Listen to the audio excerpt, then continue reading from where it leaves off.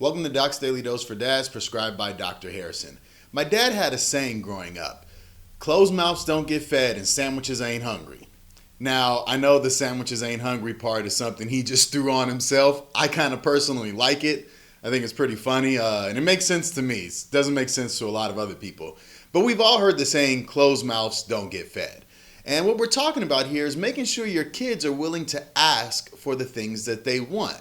Now, I'm not talking about the toys from the commercial that comes on the TV. I'm not talking about, basic necessities that they need to survive. They shouldn't have to ask, for something like water when they haven't had it in 5 days and they're walking through a desert, right? I mean, extreme example, but you understand what I'm saying. What I'm talking about is for things that they want for pleasure, or something that is for leisure, or something they want in the moment. And what I see parents doing often is handling this for their children.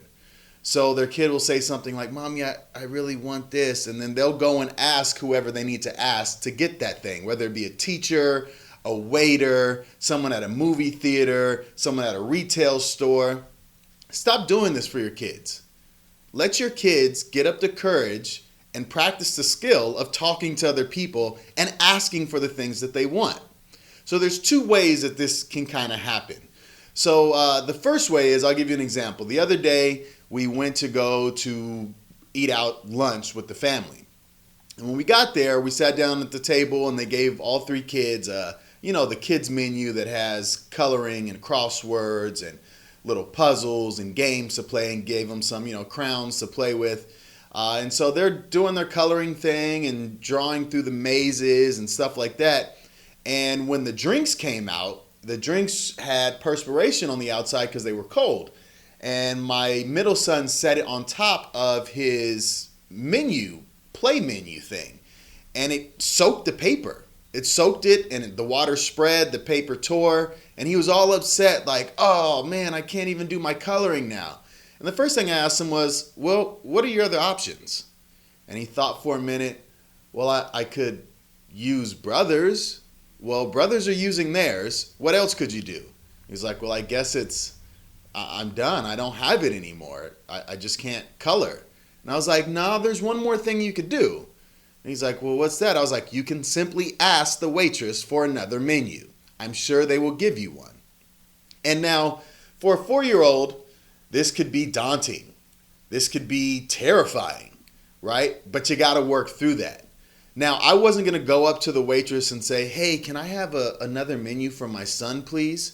And you may think, well, that's pretty simple. Why would you even, pick that battle to fight to force your kid to do that? I'm not forcing him to do anything. Because if he doesn't want to ask, it's not that important to him. And he won't get what he wants.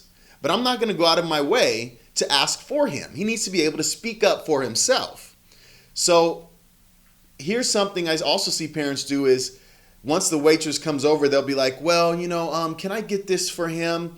And instead of doing that, if my kid is a little nervous about it, I'll prompt him through it. Now, I'm not going to prompt him by saying, "Here's what I want you to say." No, I'm going to prompt the other way around. I'm going to make it so that he's going to have to end up asking. So as the waitress came back and was like, "So we've got the appetizers coming out on the way. Your food will be coming out. Is there anything else? Are the drinks okay?" And we're like, "Yeah, no, that's great." He has a question he wants to ask you. Put my son right on the spot. My son, without hesitation, "Can I have another menu, please?" "Sure, no problem." And I was like, "Yeah, his ripped. The water hit it." And what'd she do? She went and got another menu and brought it, right? That's all that needed to be done.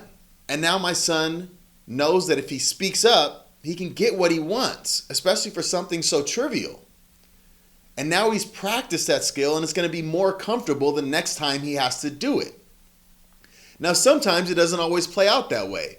For example, I remember we went to a place called Urban Plates, and everything, the drinks and everything, you have to go up to the counter and get it. It's kind of a self-serve type place. It's not a buffet, but it's almost like cafeteria style. I've never seen a restaurant like this before. And so we sat down, and my son finished his drink, and he wanted to get some more water. And I was like, "Well, go up to the register and ask the lady for a cup of water."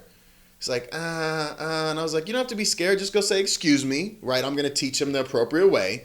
Say, 'Excuse me,' ask her for what you want, and make sure you have your please and thank yous." Just a little reminder. And well, he sat there. He didn't do anything. And guess what?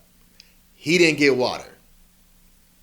If it's not that important to you, or you don't desire it enough, or it's not motivating enough for you to get up off your butt and go ask for it, well, then it's not that big a deal and I shouldn't have to worry about it. Now he sat there, and as he got thirstier and thirstier, and the food, he needed something to wash it down. Towards the end, when we get ready to leave, what did he do? As we were walking out the door, stopped at the register and asked for a to-go cup of water. They'll figure it out. Stop holding their hand through everything. Let them work through whatever nervousness or anxiousness or whatever it is that they've got to work through to get up the courage to go ask for the things that they want. Now, it may not always work out.